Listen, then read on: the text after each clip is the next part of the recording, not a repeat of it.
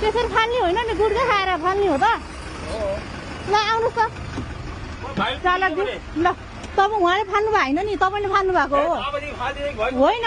त्यस्तो हुँदैन नि तपाईँ रोक्नु न एकछिन रोकेर के जान्छ भन्नु त त्यो सबैको ऊ हो नि रोक्नुहोस् टिप्नुहोस् तपाईँले चेतना दिनुहोस् फाल्नु नफाल्नु भनेर बुझ्नुभयो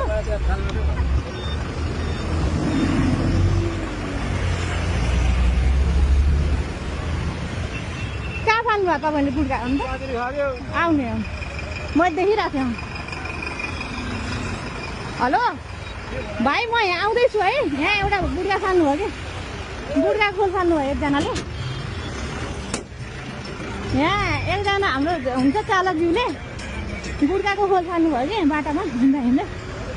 यो तपाईँको हो कि न अनि तपाईँ शुभ नाम भन्नु त अब गुड्का खाने मान्छेहरूलाई सजेसन दिनुहोस् यसरी फाल्नु हुन्छ हुँदैन भन्नुहोस् त हुँदैन भन्नुहोस् त तपाईँ इमान्दार मान्छे हो कि नाम भन्नुहोस् त एकपल्ट राजु तामाङ ल म पनि आशिका तामाङ हो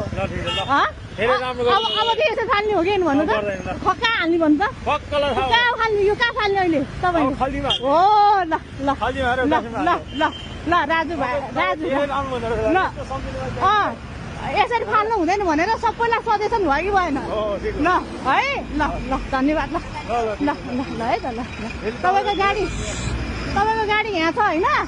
देश सफा कसरी हुन्छ भन्नु त एकपल्ट तपाईँ जस्तो मान्छेले जिम्मेवार नागरिकले गुड्का खोल फारबाट फाल्नु हुँदैन चाउचाउ खोल यहाँ फाल्नु भएन हो है अवधिबाट है त ल हस् ल ल बुझ्नुभयो दाजु त ल ल